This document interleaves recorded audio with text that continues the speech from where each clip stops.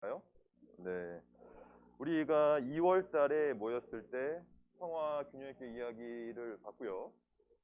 그때 우리가 뭘 봤냐면 좀 그때 복습을 좀 해볼게요. 오래돼가지고 그때 우리가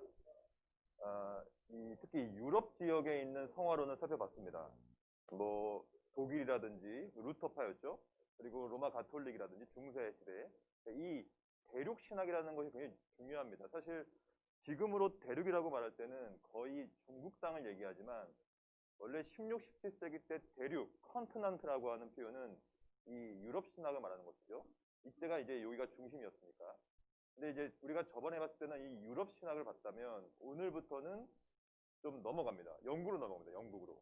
영국 신학 그리고 동시에 미국 신학 이렇게 우리가 오늘 좀 보게 됩니다.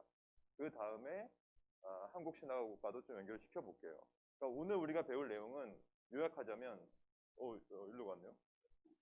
이게 예, 이거 화면 좀 보여주세요. 예, 예. 이게 우리가 또 처음 이렇게 하는 거라 이게 딱 그렇습니다. 처음에는. 네, 그래서 오늘은 여러분들이 뭘 배울 거냐면 특히 영국, 그러니까 영국에서 어떠한 성화론이 있었는가를 보고요. 그 다음에 미국으로 넘어갑니다. 미국. 그래서 미국의 특별히 필라델피아 지역의 웨스트민스터 전통이라고 하죠. 웨스트민스터 신학교에서 또 어떤 식으로 전개했는가. 그리고 다시 일로 넘어와서 네덜란드, 특별히 헤르만 바빙크를 통하여 성화론을 볼 거예요. 그래서 총 3가지 정도를 볼 거고 시간은 우리가 12시까지죠. 그래서 한 1시간 반 정도에 걸쳐서 먼저 영국 신학을 먼저 보고 좀 쉬었다가 미국 넘어갔다가 네덜란드로 넘어오겠습니다. 이렇게 보면 오늘의 중심 주제는 성화를 이제 어떻게 균형을 잡을 수 있을까? 요걸 좀 보려고 해요. 이때까지 우리가 본 거는 전부 다 균형을 잃은 거였기 때문에 다시 한번 균형을 잡는 시간. 그 균형은 어떠한 균형이냐면 성화를 할 때 우리가 뭘 할 것이냐, 인간이. 그리고 동시에 하나님은 뭐 하실 거냐. 이 2가지 가운데서 어떻게 균형을 맞출 수 있을까를 좀 보려고 합니다. 그래서 먼저 캐직을 보려고 해요. 캐직. 여러분 캐직이라는 말을 들어보셨나요 혹시? 이게 뭐 들어본 분도 있고 처음 들어본 분도 있을 텐데 캐직이라는 것은 영국에서 비롯된 이제 신학의 중요한 흐름 중에 하나예요. 한국에도 대단히 큰 영향을 미쳤습니다. 그리고 한 80년대, 90년대에 한국 사회에, 그러니까 한국 기독교에 퇴직 운동의 열풍이 한번 불었던 적이 있어요. 네, 오늘 이것도 좀 말씀드릴게요.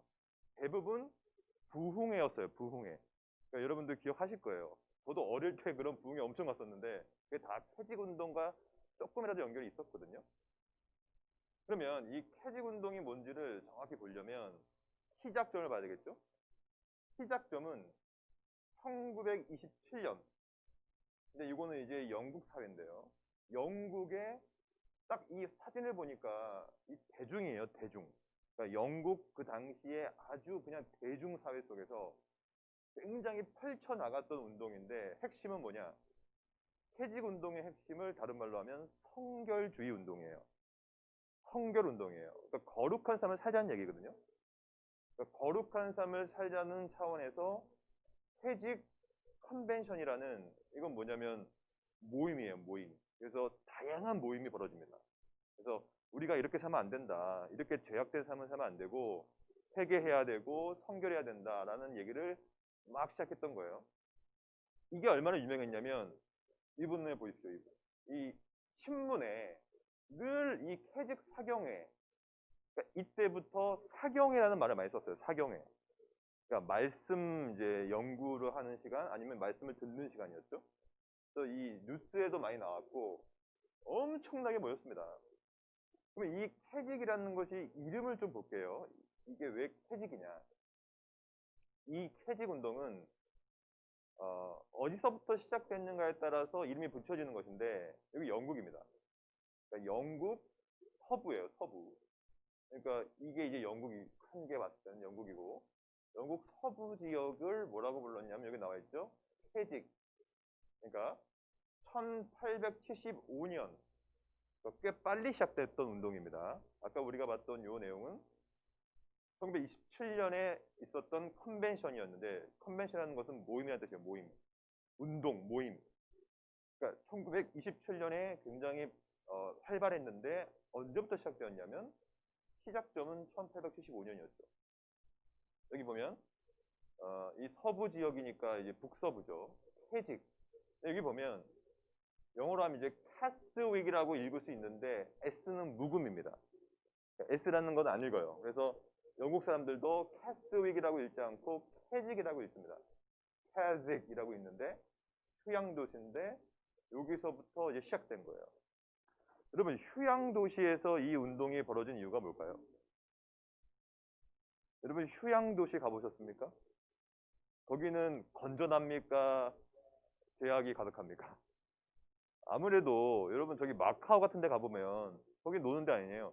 아무래도 좀 그렇지 않겠습니까? 제약이 가득할 거 아니에요. 아 누가 아 목사님이 가시면 마카오 가셔도 거룩하게 예. 그러니까 뭐 근데 저도 마카오 가보고 뭐 홍콩 가봤지만 사실 환락의 도시예요. 말 그대로. 그러니까 이 휴양 도시, 관광 지역은 기본적으로 환락의 지역이기 때문에 여기서 각성 운동이 일어났다는 것이 중요합니다. 예를 들면 여러분 한국에도 마찬가지야. 한국에도 이기풍 선교사님이라고 있어요. 아세요 혹시? 평양 선교사님, 평양지다에 있었던 분인데 여러분 평양이라는 동네가 과거에 우리나라에서 제일 환락의 도시였다고 해요. 그러니까 엄청나게 사료가 많아요. 거기가 가장 기생이 많았고 가장 그 창기 이 직업 여성이 많았던 곳이었다고 합니다. 그러니까 그곳에서 역사가 벌어진 거거든요. 똑같아요. 이 퇴직 지역이 휴양 도시였기 때문에 굉장히 좀 음란하고 문란했기 때문에 자체적으로 혹은 외부적으로 여러 가지 성결 운동들이 이곳에서 벌어진다는 얘기죠. 그러니까 저는 성경 말씀이 옳다고 봐요. 이 죄가 더한 곳에 은혜가 있다고 이 죄가 더한 곳에 언제나 하나님의 놀라운 역사가 있는 거거든요. 이 역사를 볼 때 딱 그래요. 퇴직이라는 동네에서 이제 성결 운동이 시작된 것이죠. 그럼 이 퇴직 운동을 어떤 식으로 규정할 수 있는가? 많은 사람들이 사실 퇴직 신학을 연구를 엄청 많이 했어요. 요즘은 많이 안 하지만 한 20년, 근 20년 동안에 연구가 많이 되어 있었는데 근데 퇴직이라는 것이 퇴직 성결 운동인데 그럼 거기서 말하는 신학은 뭐냐? 이거에 대해서 연구를 했어요. 총 5가지 정도의 신학이 있다라고 얘기를 합니다. 이걸 하나씩 오늘 좀 배울 건데요. 웨슬리주의다라고 이제 평가했던 사람들이 있는데 여러분 웨슬리주의라는 것은 쉽게 말하면 한국으로 말하면 감리교라고 생각하면 돼요. 한국 감리교는 대부분 웨슬리주의입니다. 이 웨슬리주의라는 특징은 조금이라도 인간의 책임과 역할을 강조했던 그룹이거든요. 그러니까 인간이 뭔가를 해야 된다. 해야 된다. 이런 이제 차원이죠. 그 이유가 뭐냐면 웨슬리주의라는 것은 뭐에 반대에서 나왔냐면 어찌 보면 칼빈주의의 반대에서 나왔습니다. 왜냐하면 칼빈주의는 뭐냐면 하나님이 하시는 거야 라고 시작하는 것이 칼빈주의예요. 하나님이 하셔야 된다. 하나님의 절대 주권. 그러니까 이런 얘기를 계속하니까 웨슬리가 봤을 때 칼빈이 이상했던 거예요. 아니 하나님이 시작하는 건 맞지만 그럼 우리는 뭐하냐 인간은. 그러니까 인간이 해야 될 일은 뭐냐라고 시작했던 것이 웨슬리주의거든요. 어찌 보면. 그러니까 이 웨슬리주의가 여기 안에 있다는 얘기는 인간의 역할을 강조했던 신학이 여기 안에 있었다라고 우리가 볼 수 있는 것이죠. 동시에 광의적 복음주의가 있는데 이건 뭐냐면 복음주의라는 것은 기본적으로 근본주의에 반대했던 거거든요. 어찌 보면 또 자유주의에 반대했던 거예요. 그러니까 지나치게 인간 중심주의적인 것들에 반대했던 게 복음주의니까 어찌 보면 웨슬리주의와 복음주의는 결이 달라요. 어느 정도. 하지만 협의가 아니라 광의, 즉 큰 틀에서 복음주의 형태로 퇴직신학은 또 같다는 얘기예요. 여기서 여러분들이 파악할 것은 뭐냐면 퇴직신학은 다양했다로 이해해야 돼요. 다양했다. 그러니까 하나님, 인간을 강조했던 그룹과 하나님을 강조했던 그룹과 동시에 우리 인간이 또 뭔가를 해야 된다라는 성결주의 운동. 그리고 우리가 2월 달에 배웠던 오벌린 완전주의. 다 까먹으셨죠? 원래 까먹게 됩니다. 이 오벌린 완전주의도 인간이 뭔가를 좀 하려고 했던 그룹이라고 제가 말씀드렸죠. 뭐 에서 메헌이라든지 이런 분들. 그리고 광의적 개혁주의 아니면 칼빈주의. 즉 무슨 말이냐? 퇴직 신학은 규정하기가 어려워요. 그러니까 이 퇴직 신학이라는 것이 과연 신학이 있는 것이냐까지도 질문이 들 수밖에 없어요. 왜냐? 너무 다양한 사상이 혼재되어 있기 때문이에요. 그러니까 여러분이 딱 이걸 보자마자 아니 어떻게 웨슬리주의와 광의적 개혁주의와 이런 게 함께 할 수가 있느냐. 그러니까 여러분 함께 하다 보니까 어떤 일이 벌어지냐면 내부적인 신학적 갈등이 벌어지는 거거든요. 이거 오늘 우리가 좀 볼 겁니다. 그러니까 여러분들도 뭐 여러 가지 신학을 공부하고 계시지만 자신의 신학적 정체성은 정해야 될 필요가 있어요. 저는 그렇게 생각합니다. 안 그러면 목회 가운데 아니면 내 삶 가운데서 갈등이 벌어질 수밖에 없어요. 내가 어느 신학을 추구하느냐가 되게 중요한 거거든요. 근데 그 신학은 내가 만드는 것도 아니에요. 성경이 말하는 대로 따라가는 거거든요. 그러니까 성경이 말하는 대로 따라가다 보면 갈등을 최소화시키는 방향으로 가지 갈등을 최대화시킬 수는 없는 거잖아요. 여러분들 한번 고민해 보세요. 여러분들이 자꾸 뭐가 신학적으로 부딪힌다. 그러면 신학이 혼재되어 있는 거기 때문에 그렇고 성경이 말하는 바를 정리가 안 됐기 때문에 그렇거든요. 저는 퇴직을 그렇게 봅니다. 퇴직은 너무나 다양한 세상들이 혼재되어 있어서 정확히 뭘 얘기하고 있는가가 좀 애매모호한 게 분명히 있어요. 오늘 이걸 좀 볼 겁니다. 그러면 이 퇴직 운동에서 유명한 사람이 누구냐면 바로 윌리엄 보드맨이라는 사람입니다. 이분은 되게 유명한 사람이에요. 이 당시에 1800년대 당시에 책을 많이 썼는데 딱 이 책의 제목을 보면 이 운동이 뭘 추구하는지가 드러납니다. 보다 더 고상한 기독교인의 삶, The Higher Christian Life라는 굉장히 그 당시에 엄청나게 유행했던 표현이에요. Higher Life. 영적으로 고상한 삶을 살자. 거룩한 삶을 살자. 근데 이 윌리엄 보드맨은 개혁 신학적으로 봤을 때는 문제가 있습니다. 왜냐면 좀 이상한 관점을 좀 추구했거든요. 이게 뭐냐면 소위 신분상의 성화라는 게 있어요. 이게 뭔지를 좀 말씀드릴게요. 여기 필기도 할 수 있겠죠. 그러니까 여러분들이 요 성화의 어떤 본질을 좀 파악하실 필요가 있는데 우리가 말하는 성화는 여러분 이것도 들어갑니까? 영상? 네, 들어가죠. 예. 이 성화라는 게 원래 이제 성경적으로 봤을 때는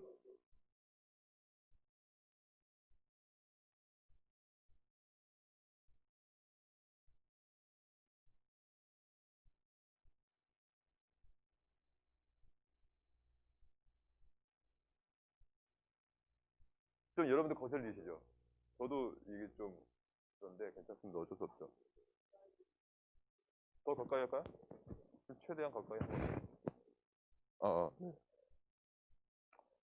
그래서 우리 뭐 예 한번 좀 만져보시고요. 우리 이거 듣겠습니다. 칭의가 의로움인데 의로움이 우리가 갖는 것이 아니라 의롭다고 인정을 받는 개념이죠. 우리가 예전에도 이 칭의론을 같이 배웠습니다. 그러면 성화는 의롭다고 인정을 받았기 때문에 인정받은 자의 삶을 살아야 되는 거거든요. 이게 뭐냐면 성화, 거룩한 삶이죠. 근데 이 전에 이 칭의와 성화 전에는 언제나 뭐가 있냐면 중생이 있죠. 중생. 거듭나야 됩니다. 거듭남이 없으면 칭의와 성화는 일어날 수 없습니다. 그리고 성화가 되는 이 과정을 견인이라고 부르죠. 이 견이라는 것은 견디고 인내한다는 뜻입니다. 이 두 가지의 은혜를 우리가 받게 되고 언제까지 받냐면 영화까지 주님이 오시고 우리가 부활체를 입을 때까지. 이게 이제 기본적인 성화 개념이에요. 우리가 말하고 있는. 근데 윌리엄 보드맨은 조금 다른 얘기를 합니다.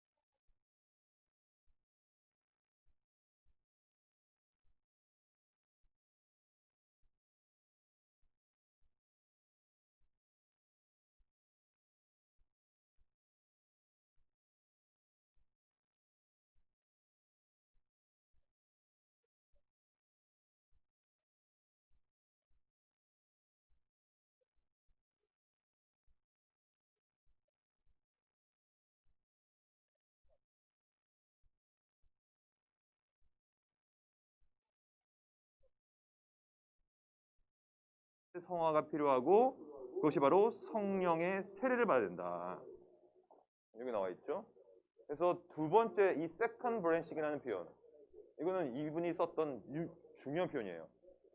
두 번째 축복, 성령 세례를 받아야 되고 그래야 우리가 전성화된다라는 개념. 즉 전성화, entire sanctification이라고 하는데, 근데 여러분 전성화 개념은 잘못된 것입니다. 왜냐? 우리는 절대로 전체 성화될 수가 없어요. 이 땅에서. 우리는 이 땅에서 죄인으로 살 뿐입니다. 물론 법정적으로는 의롭다고 인정받는 삶을 살죠. 우리는 구원 받았으니까. 예수 안에 있는 자는 결코 정죄함이 없는 건 맞습니다. 하지만 그럼에도 불구하고 우리가 저번에 배웠던 내용처럼 우리는 의롭지만 동시에 죄인이란 말이에요. 근데 윌리엄 보드맨 같은 경우에는 그것을 약간 비틀어서 이렇게 한번 받고 그 다음에 두 번째 축복이 필요한데 성령 세례인데 이걸 받게 되면 전체 완벽하게 성화돼 버린다. 그럼 이게 어떻게 되냐면 결국에는 완전주의로 갈 수 있다는 얘기죠. 우리가 저번에 배웠던 이 완전주의. 여러분 완전주의는 잘못된 것입니다. 완전주의가 맞다면 이 땅에서 견이될 필요도 없고 이 땅에서 뭐 성화해서 살 필요도 없어요. 완벽하게 성화돼 버리니까요. 그러니까 이 책이 추구하는 바는 더 higher Christian life, 더욱더 고상한 기독교. 그게 뭐냐? 두 번째에 세례를 받아야 되고 성령 세례를 받아야 되고 그 결과 전체 성화돼 버린다. 여러분 이거 어디서 많이 들어보지 않았어요? 과거의 부흥회에 가면 거의 이 얘기를 합니다. 저도 많이 들었어요. 여러분 성령 받아야 됩니다. 성령 충만, 성령 받으세요. 성령 받는다는 개념이 이게 바로. 근데 여러분 성령은 받는 걸까요? 성령 받으라라는 표현이 맞는 걸까요? 성령이 만약에 어떤 물건이나 물질이라면 받아야겠죠. 우리가 이 성령을 받아야겠죠. 심지어 어떤 목사님들은 성령을 던지잖아요. 성령 받아라, 받아라. 막 던지면서 실제로 받고 막 넘어가고 막 이렇게. 근데 그거는 저는 뭐 여러 가지가 있겠지만 성결주의 운동 아니면 과거의 이러한 형태의 세컨 브레이싱 개념들, 두 번째 성령 세례의 개념이 많다고 봐요. 저는 이거는 잘못됐다고 봐요. 그 이유가 뭐냐면 성령을 받는 게 아니라, 물론 성경에 보면 성령을 받는다 이런 개념이 등장합니다. 성령을 부어준다 이런 개념들. 근데 저는 그 모든 것들을 이 구원의 순서, 구원의 이 황금사슬로 들어가는 상징적인 표현이라고 저는 봐요. 그러니까 그리스도께서 우리를 위하여 구원을 속죄 사역을 하시고 그 그리스도를 우리가 믿을 때, 이신칭의가 될 때, 믿음으로써 의롭다고 인정을 받을 때 갈라디아서 4장에 잘 나와 있죠. 율법 가운데 그리스도가 오셨어요. 그다음에 그분이 율법을 다 지킴으로써 우리를 속량하심으로 우리가 뭘 받냐면 양자의 영을 받아요. 그 양자의 영을 받는다는 개념이 성령의 어떠한 뭐 두 번째 세례가 아니라 불세례 이런 게 아니라 성령께서 우리와 함께 내주한다는 개념이거든요. 그러니까 우리와 함께 동행하고 내주하는 거예요. 왜냐? 에베소 2장에 보면 본질상 진노의 자녀 상태는 성령께서 오실 수가 없습니다. 어떻게 봅니까? 근데 우리가 그리스도를 통하여서 의롭다고 인정을 받으면 그때 양자의 영이 임하여